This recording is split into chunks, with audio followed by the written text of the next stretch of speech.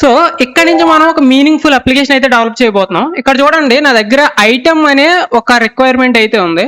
So ఇక్కడ నేను ఏం చేయాలి, ఫస్ట్ ఏం చేయాలంటే ఐటమ్ అనే డేటాని స్టోర్ చేయాలి. దాన్ని స్టోర్ చేయాలంటే మనకి డేటాబేస్ కావాలన్నమాట.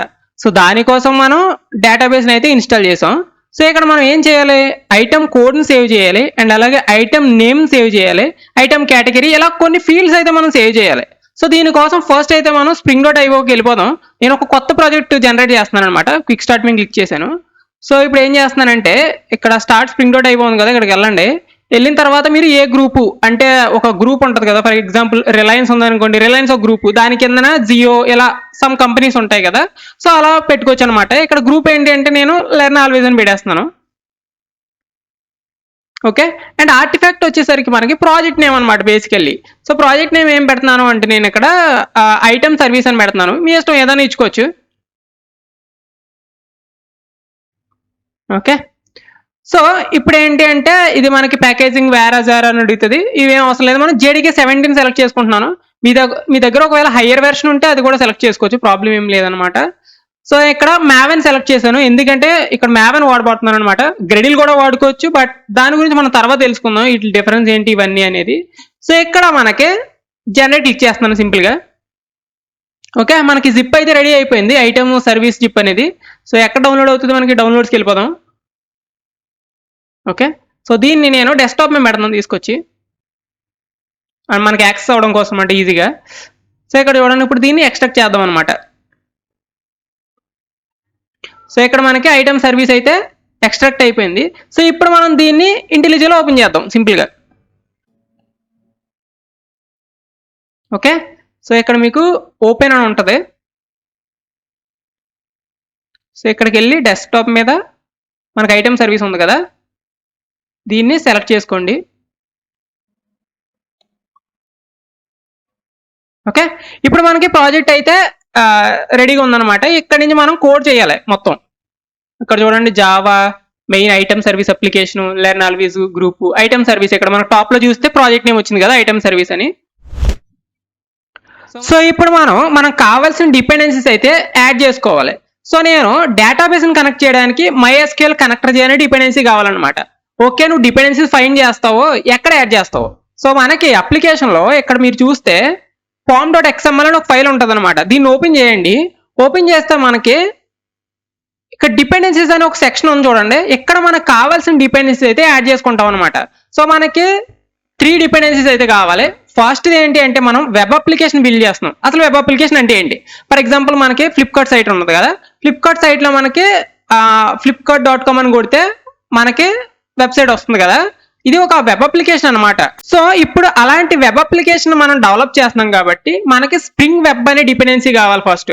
సో మీరు ఏం చేస్తారంటే ఫస్ట్ గూగుల్కి వెళ్ళి స్ప్రింగ్ వెబ్ అనే ఒక డిపెండెన్సీ ఉంటుంది, దాన్ని అయితే మనం యాడ్ చేసుకోవాలన్నమాట. స్ప్రింగ్ వెబ్ మ్యావెన్ అని టైప్ చేస్తున్నాను. సో ఇక్కడ చూడండి మ్యావెన్ రిపోజిటరీ వచ్చింది.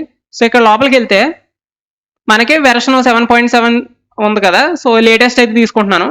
ఇక్కడ చూడండి మీకు ఇలా సోర్స్ కోడ్ కనిపిస్తుంది, దీన్ని కాపీ చేసుకొచ్చేసి ఓకే డైరెక్ట్లీ మనం form.xml లో పడేయడమే, అంతే సింపుల్. ఓకే, సో ఇంకేం కావాలి మనకి, మనం ఇప్పుడు ఏం చేస్తున్నాం అంటే డేటాబేస్ని కనెక్ట్ చేయాలి. సో MySQL కనెక్టర్ చేయని డిపెండెన్సీ కావాలన్నమాట. సో మళ్ళీ MySQL కనెక్టర్ జే మ్యావెన్ అని చెప్పి నేను టైప్ చేస్తున్నాను. సో ఇక్కడ చూడండి MySQL కనెక్టర్ జే అయితే వస్తుంది మనకి. సో ఇక్కడ 9.70 లేటెస్ట్ ఉంది కదా, దీన్ని మేము క్లిక్ చేస్తే మనకి లోపలికి వెళ్ళండి, ఇక్కడ ఒక కోడ్ కనిపిస్తుంది, కాపీ పట్టుకొచ్చి ఇక్కడ పడేయడమే అంతే. ఓకే, మనకి ఇంకొక డిపెండెన్సీ కావాలన్నమాట. ఆ డిపెండెన్సీ ఏంటి అంటే జేపీఏ కావాలి. మీకు గుర్తుందో లేదో, మనం స్టార్టింగ్లో మాట్లాడుకున్నప్పుడు జావా అంతా మనకి ఆబ్జెక్ట్స్, డేటాబేస్ కావాల్సింది రిలేషన్స్ అంటే table kind of data. But ఈ రెండింటికి మధ్య కనెక్షన్ కుదరాలంటే మనకి జేపీఏ కావాలన్నమాట. సో మీరు ఒకసారి బ్యాక్ వెళ్ళి ఆ వీడియో చూడండి, మీకు డిస్క్రిప్షన్లో కూడా ఇస్తాను, సో మీకు అర్థమవుతుంది. సో జేపీఏ డిపెండెన్సీ కూడా యాడ్ చేసుకోవడం అనమాట మనం. సో జేపీఏ మ్యావెన్ డిపెండెన్సీ అని చెప్పి టైప్ చేశాను. సో ఇక్కడ చూస్తే మనకి స్ప్రింగ్ డేటా జేపీఏ డిపెండెన్సీ అయితే మనకు కనబడుతుంది. లోపలికి వెళ్ళి సో ఏదో ఒక వెర్షన్ తీసుకోండి, ఇక్కడ నేను స్టేబుల్ వెర్షన్ 4.0.5 ఏదో తీసుకుంటున్నాను. సో ఇక్కడ మనకు వచ్చింది కదా, కాపీ చేసుకోవడం, డిపెండెన్సీ సెక్షన్లో యాడ్ చేయడం. ఓకే, మనకి ఇప్పుడు pom.xml అయితే రెడీ అయిపోయింది. సో సేవ్ కొట్టి మీకు ఇక్కడ ఎం అనే ఒక సింబల్ కనిపిస్తుంది. సో సింక్ మ్యావెన్ చేంజెస్ అనమాట. సో దీని మీద క్లిక్ చేస్తే మనకి ఆటోమేటిక్గా అన్ని డిపెండెన్సీ అయితే డౌన్లోడ్ అయిపోతాయి అనమాట. ఓకే, ఇక్కడ చూడండి మనకి డిపెండెన్సీస్ అయితే డౌన్లోడ్ అవుతున్నాయి. సో ఇప్పుడు మనం డేటాబేస్ని కనెక్ట్ చేద్దాం. సో ఎక్సైటింగ్ కదా డేటాబేస్ని కనెక్ట్ చేయడం, ఎందుకంటే మనం డేటాను సేవ్ చేయబోతున్నాం అనమాట. సో ఇప్పుడు ఏం చేయాలంటే మనకి ఫస్ట్ అయితే అప్లికేషన్ ప్రాపర్టీస్ అని ఫైల్ ఉంటుంది. సో జావా మెయిన్ రిసోర్సెస్కి వెళ్తే మనకి అప్లికేషన్ ప్రాపర్టీస్ అని ఫైల్ ఉంటుంది. దీన్ని ఓపెన్ చేయండి. ఓపెన్ చేస్తే మనం ఇక్కడ డేటాబేస్ సంబంధించిన డేటా అయితే మనం ప్రొవైడ్ చేయాలన్నమాట. సో ఏం ప్రొవైడ్ చేయాలి? డేటా సోర్స్ యొక్క యూఆర్ఎల్ అంటే spring dot data source dot URL.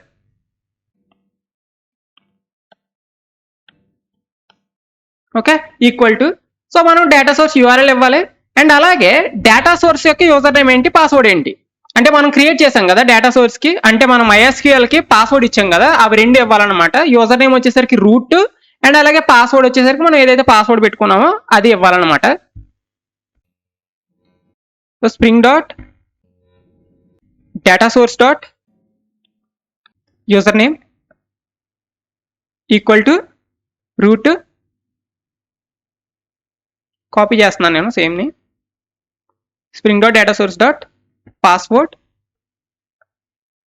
Equal to మీరు ఏదైతే పాస్వర్డ్ పెట్టుకున్నారో పాస్వర్డ్ ఇచ్చుకోండి. ఓకే, సో ఇప్పుడు నాకు యూఆర్ఎల్ ఏంటి మరి? సో ఒక డేటాబేస్ని ఐడెంటిఫై చేయాలంటే దానికి ఒక యూనిక్ యూఆర్ఎల్ ఉంటుంది. ఆ యూఆర్ఎల్ మనకి జనరల్గా JDBC యూఆర్ఎల్ మనం వాడాలన్నమాట ఇక్కడ. సో మన MySQLకి JDBC ప్రొవైడ్ చేస్తుంది ఆ URL. So JDBC :MySQL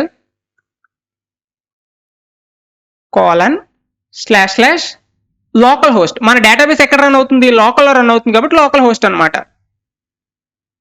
so వీటి గురించి మనం క్లియర్గా మాట్లాడుకోవచ్చు లేటర్.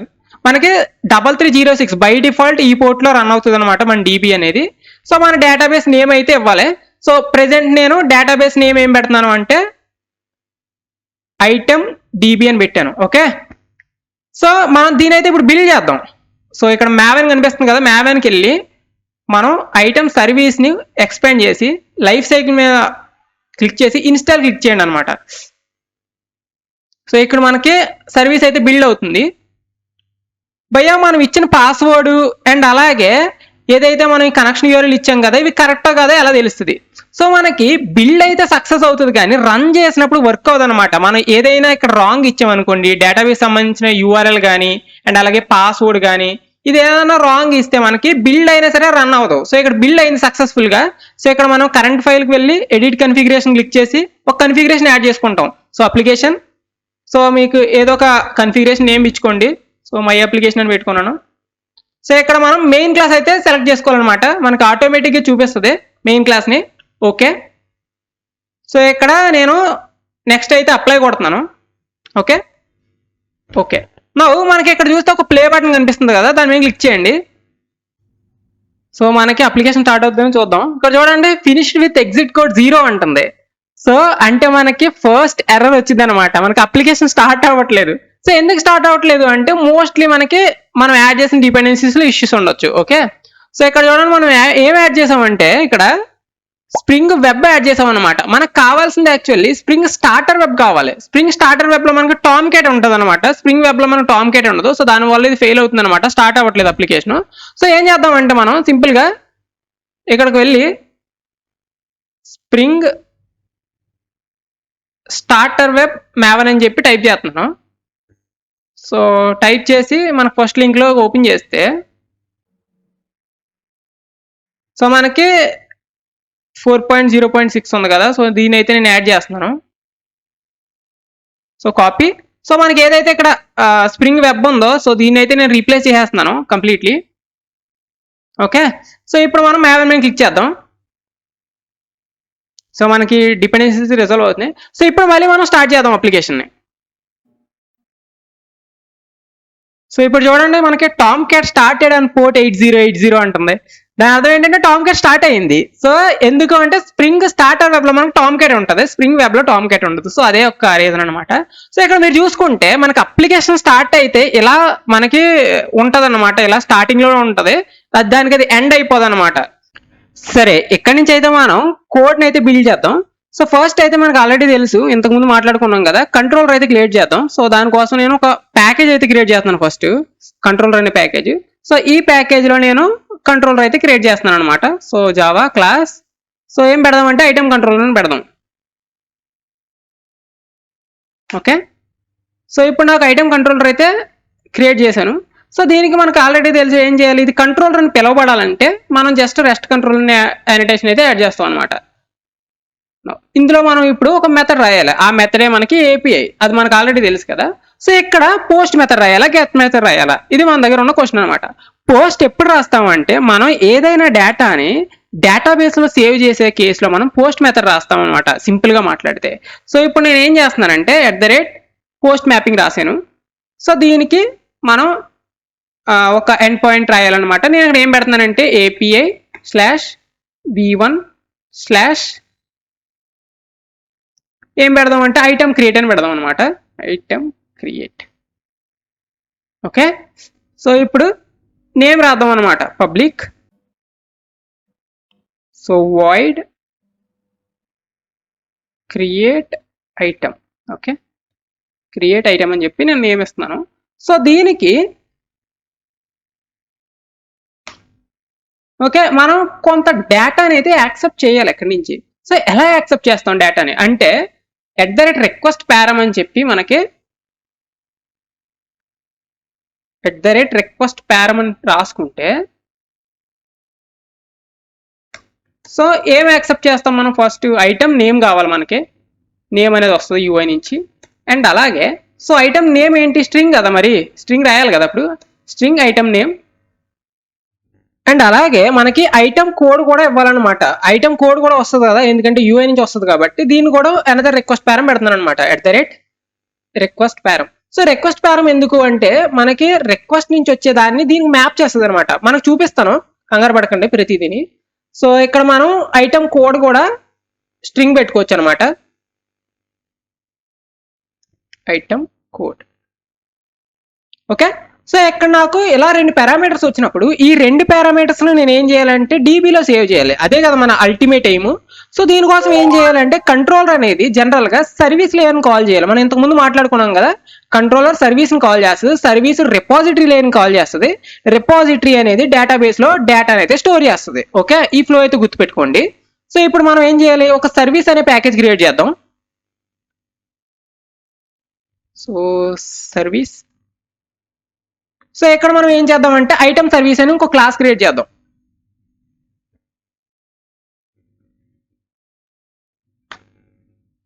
ఓకే, సో ఇది సర్వీస్ అని పిలవబడాలంటే మనకు ఆల్రెడీ తెలిసి @service అనే యానిటేషన్ వాడాలన్నమాట, @service. సో ఇప్పుడు ఇది సర్వీస్ క్లాస్. సో మనకి ఏంటి అంటే సర్వీస్ క్లాస్ ఎప్పుడు బిజినెస్ లాజిక్ ని హ్యాండిల్ చేస్తుంది అనమాట. సో బిజినెస్ లాజిక్ అంటే ఇక్కడ ఏంటి, మనకి డేటాని ఇక్కడ ఫార్వర్డ్ చేయడం ఒకటే దీనికి బిజినెస్ లాజిక్ అనమాట, ఇంతకుమించి ఇది ఏం చేయదు ఇక్కడ. సో మనకి ఇక్కడ service layer repository layer call చేసి దాంట్లో డేటాని అయితే సేవ్ చేస్తుంది. సో దానికోసం మనం రిపాజిటరీ లేయర్ కావాలి కదా మరి. సో ఇక్కడ నేను ఇంకొక ప్యాకేజ్ రాస్తున్నాను, సో రిపాజిటరీ అని చెప్పి ఇంకొక ప్యాకేజ్ తీసుకుంటున్నాను. ఓకే, సో ఇక్కడ నేను ఏం చేస్తున్నాను అంటే రిపాజిటరీ లేయర్ అయితే రాస్తున్నాను అనమాట ఇక్కడ. సో ఒక క్లాస్ క్రియేట్ చేద్దాం, ఇందులో జావా క్లాస్. సో ఇక్కడ మనకి ఏంటి అంటే ఇంటర్ఫేస్ క్రియేట్ చేయాలి. ఎందుకు ఇంటర్ఫేస్ క్రియేట్ చేయాలి అంటే మనం జేపీఏని మనం ఎక్స్టెండ్ చేసుకుంటాం. జేపీఏ అనేది మనకు ఒక ఇంటర్ఫేస్ రిపాజిటరీ, సో దాన్ని మనం ఇక్కడ ఎక్స్టెండ్ చేసుకోవాల్సి వస్తుంది కాబట్టి ఇక్కడ మనం ఇంటర్ఫేస్ అనేది క్రియేట్ చేసుకుంటున్నాం అనమాట. సో ఇక్కడ ఏం పెడదాం అంటే ఐటమ్ రిపాజిటరీ అని పెడుతున్నాను నేము. ఓకే, సో నాకు ఐటమ్ రిపాజిటరీ అయితే రెడీ అయిపోయింది. ఇప్పుడు ఏం చేయాలి, మనం జేపీఏ వర్క్ అవ్వాలంటే మనం ఏం చేయాలంటే జేపీఏ రిపాజిటరీని అయితే మనం ఎక్స్టెండ్ చేసుకోవాలన్నమాట. So JPA repository. ఓకే, మనం ఇక్కడ జేపీఏ రిపాజిటరీకి 2 పంపించాలి. ఫస్ట్ ఏంటి అంటే ఏ మోడల్. సో ఇక్కడ నేను ఐటమ్ అని పంపిస్తున్నాను, ఇంకా నేను క్రియేట్ చేయలేదు అందుకే ఇది రికగ్నైజ్ చేయట్లేదు. అండ్ ఇంకొకటి ఏంటి అంటే ప్రైమరీకి ఏంటి, ఇక్కడ మనకి లాంగ్ అనేది ప్రైమరీకి. సో ఎందుకు అనే దాని గురించి మాట్లాడదాం. సో ఇది అసలు రిపాజిటరీ లేయర్ అనడానికి గ్యారంటీ ఏంటి, సో అదే కదా మీ డౌట్. సో అందుకే మనం @repository అనే యానిటేషన్ వాడాలన్నమాట. ఓకే, సో నేను ఇక్కడ రిపాజిటరీ లేయర్ కూడా క్రియేట్ చేశాను. ఇక్కడ మనకి ఎర్రర్ వస్తుంది, కంగారు పడకండి. సో ఇప్పుడు అనదర్ ప్యాకేజ్ క్రియేట్ చేస్తున్నాను, మోడల్ అని పెడుతున్నాను అనమాట. సో ఇందులో నేను ఇప్పుడు ఐటమ్ మోడల్ అయితే క్రియేట్ చేయాలి. సో మనకు ఆల్రెడీ తెలుసు, ఏదైతే డేటా మనం డీబీలో సేవ్ చేస్తామో దానికి ఎగ్జాక్ట్ రిప్లికా మోడల్ అనమాట. సింపుల్ గా మాట్లాడితే మనం ఏవైతే ఫీల్డ్స్ మోడల్లో పెడతామో సేమ్ ఫీల్డ్స్ వెళ్ళి డీబీలో సేవ్ అవుతాయి. ఇది ఒక్క ఎగ్జాంపుల్ గుర్తుపెట్టుకుంటే సరిపోద్ది అనమాట.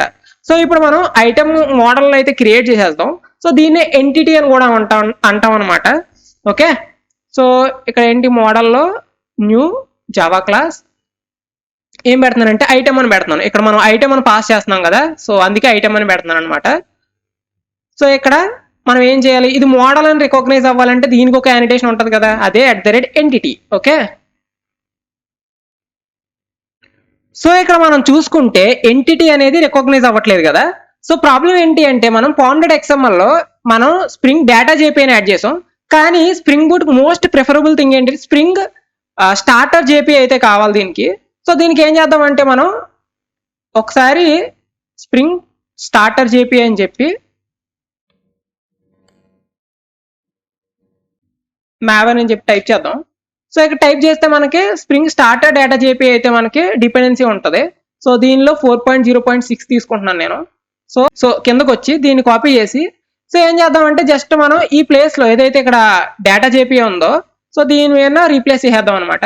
సో రీప్లేస్ చేసి మనం ఒకసారి మావెన్ రిఫ్రెష్ చేస్తే మనకి డిపెండెన్సీ అయితే డౌన్లోడ్ అవుతుంది. ఇక్కడ చూడండి మనకి డిపెండెన్సీ డౌన్లోడ్ అవుతుంది కదా. వన్స్ మనకి డిపెండెన్సీ డౌన్లోడ్ అయిన తర్వాత సో మనం ఏం చేస్తామంటే ఇక్కడ ఐటమ్కి వెళ్దాం. సో ఐటమ్కి వెళ్తే ఇక్కడ చూడండి ఎంటిటీ అయితే రికగ్నైజ్ అవుతుంది ఇప్పుడు. సో ఎలా మనం డిపెండెన్సీని రిజాల్వ్ చేసుకోవచ్చు అనమాట ఏమైనా ఇష్యూస్ వస్తే. సో నెక్స్ట్ ఏంటి అంటే మనం ఇక్కడ ఫస్ట్ థింగ్ ఐడి జనరేట్ చేయాలి, ఒక ఐడి.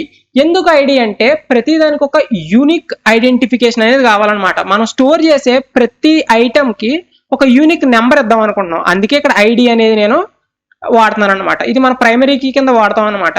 సో ఇంకొకటి ఏంటి అంటే ఇక్కడ ఇది మనం యూఐ నుంచి పంపించాం, ఈ ఐడి అనేది ఆటోమేటిక్ గా జనరేట్ అవ్వాలి కదా. సో దానికోసం ఏంటి అంటే @generate value అని చెప్పి మనం వాడతాం అనమాట. So @generated value strategy equal to generation type dot identity. Okay, so ఎలా మనం ఇచ్చుకొని దీన్ని ఇంపోర్ట్ చేసుకుంటే సరిపోతుంది అనమాట. ఇది జకర్తా ప్యాకేజ్ నుంచి అయితే మనకి ఇంపోర్ట్ అవుతుంది. సో అయిపోయింది, ఐడి అయితే ఆటోమేటిక్ గా జనరేట్ అయిపోద్ది, ఇది కూడా ఇంపోర్ట్ చేసుకోండి. సో మనకి ఇప్పుడు ఏం కావాలి, ఐటమ్ నేమ్ కావాలి అండ్ అలాగే ఐటమ్ కోడ్ కూడా సేవ్ చేయాలి కదా మనం. సో ప్రైవేట్ వాడతాం అనమాట, ఎప్పుడు మనం మోడల్లో ప్రైవేటే వాడతాం, అది గుర్తుపెట్టుకోండి. మోస్ట్లీ పబ్లిక్ వాడకూడదు. సో స్ట్రింగ్ ఎందుకు వాడకూడదు అనేది తర్వాత మాట్లాడుకోవచ్చు మనం. సో ఇక్కడ నేను ఏం పెడుతున్నానంటే జస్ట్ ఐటమ్ నేమ్ అనే పెడుతున్నాను. అండ్ అలాగే ఇంకొకటి ఏంటి అంటే ప్రైవేట్ స్ట్రింగ్ ఐటమ్ కోడ్ కదా. ఓకే, సో ఈ రెండు అయితే నేను ఇప్పుడు జనరేట్ చేయడానికి రెడీగా ఉన్నాను. మనకు మోడల్ అయితే ప్రిపేర్ చేశాను. సో సేమ్ మనకి ఏదైతే ఇక్కడ ప్రిపేర్ చేసామో ఐటమ్ నేమ్ కోడ్ ఇవి ఎగ్జాక్ట్ గా మనకి డీబీలో సేవ్ అవుతాయి అలాంగ్ విత్ ఒక ఐడి అన్నమాట. ఓకే, సో ఇక్కడ వరకు మీరు క్లియర్ గా ఉన్నారని అనుకుంటున్నాను. సో ఇప్పుడు ఫర్దర్ గా మూవ్ అవుదాం మనం. సో ఇక్కడ మనం ఐటమ్ రిపాజిటరీకి వస్తే ఐటమ్ ఇక్కడ ఇంపోర్ట్ చేసుకోవాలి. సో ఇక్కడ ఏదైతే లాంగ్ రాసామో సో ఇది మనకి మోడల్ కదా, సో ఐటమ్ ని ఇంపోర్ట్ చేశాను.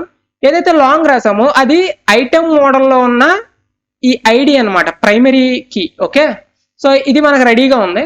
సో మరి ఈ ఐటమ్ రిపాజిటరీని నువ్వు సర్వీస్ నుంచి కాల్ చేయాలి కదా, అప్పుడే కదా దానికి అర్థం అవుతుంది ఇది రిపాజిటరీ లేయర్ అని.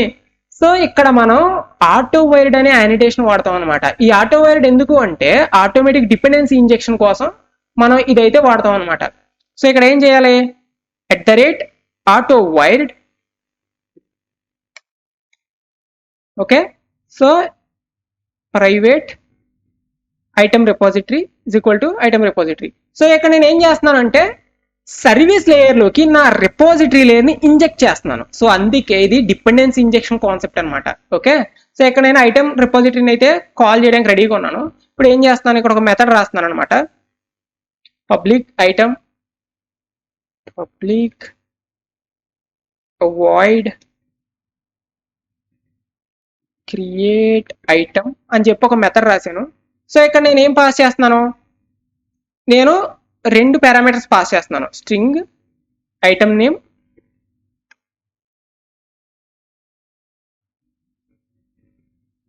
And string item code. Okay, so ఇక్కడికి నాకు డేటా వచ్చిన తర్వాత అసలు నేను ఏం చేయాలి? సో అదే కదా సర్వీస్ డిఫైన్ చేయాల్సింది.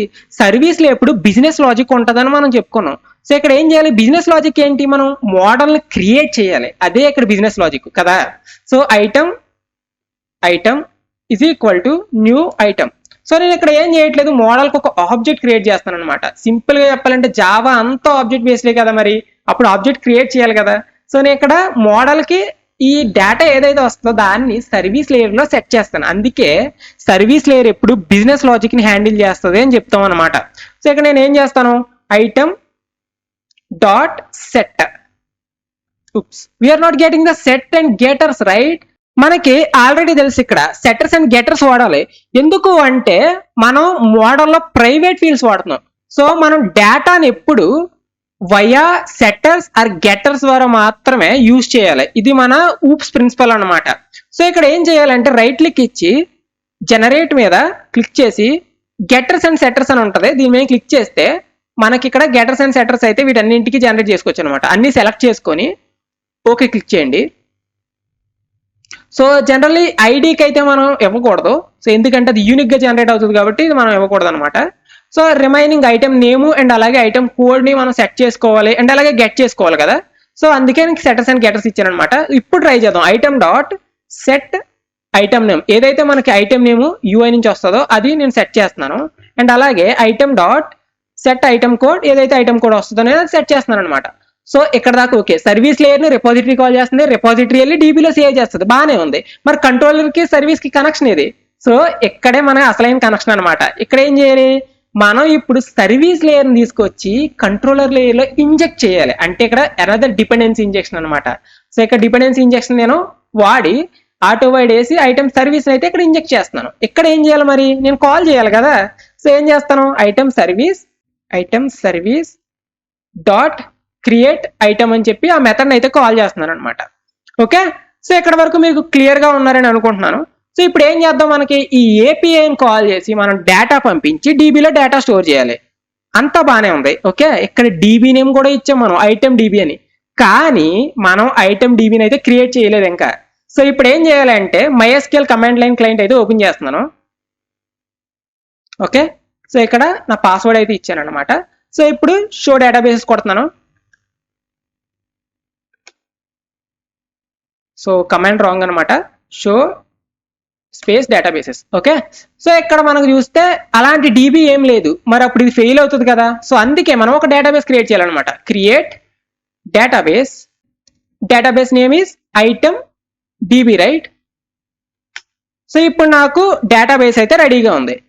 హోల్డ్ ఆన్, మనకి ఇంకొక ప్రాబ్లం వచ్చిందనమాట. సో టేబుల్ క్రియేట్ చేయాలనికి జావాకి ఎలా తెలుసు?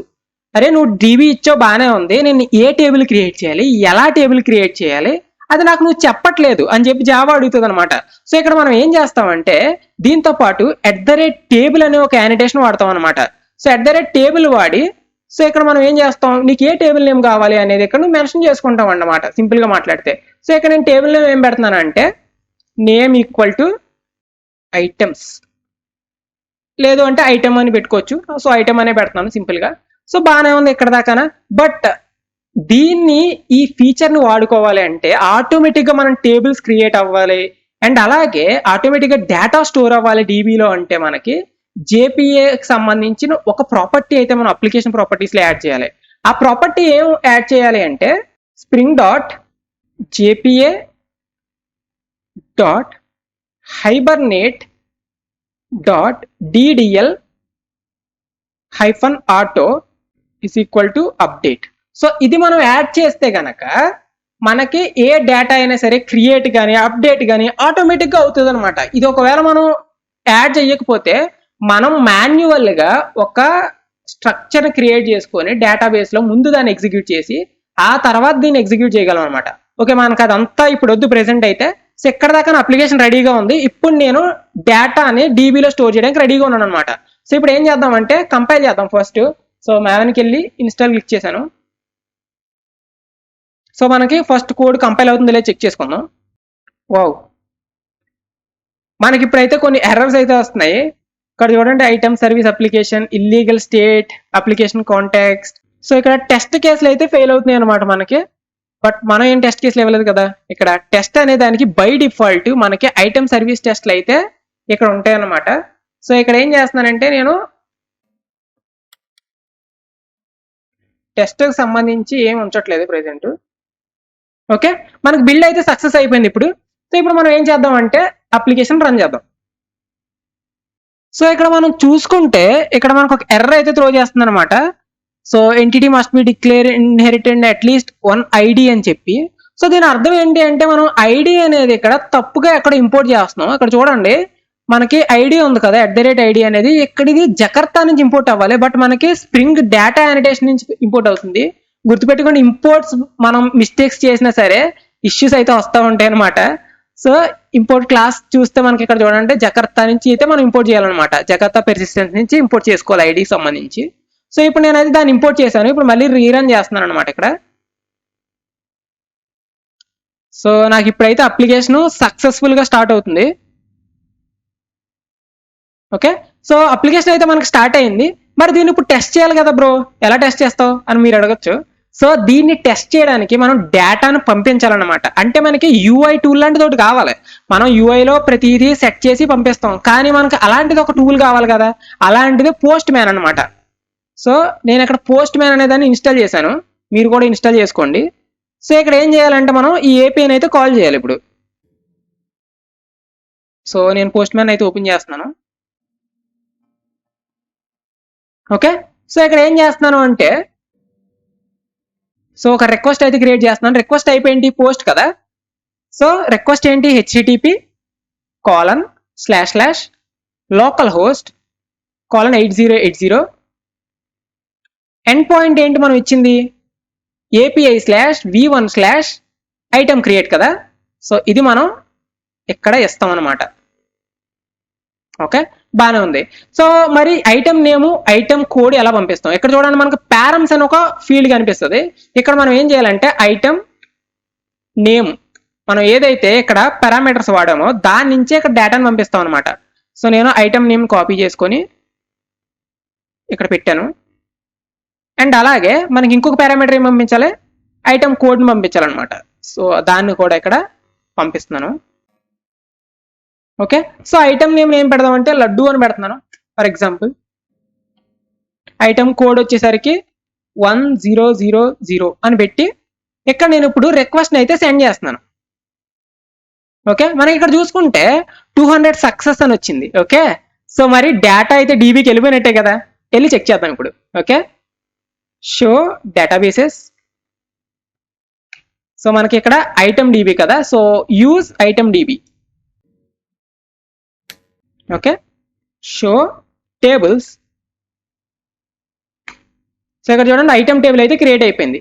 Select star from item. Oh but we didn't get any data. మనకైతే ఏ డేటా రాలేదు ఇక్కడికి. ఎక్కడ మిస్టేక్ అయ్యి ఉండొచ్చు. సో మనం ఇక్కడ చూసుకుంటే ఎందుకు డేటా అవ్వలేదు అంటే ఇక్కడ చూడండి, ఐటమ్ రిపాజిటరీని డిఫైన్ చేసాం, కానీ ఐటమ్ రిపాజిటరీ నుంచి మెథడ్ ని కాల్ చేయలేదు కదా.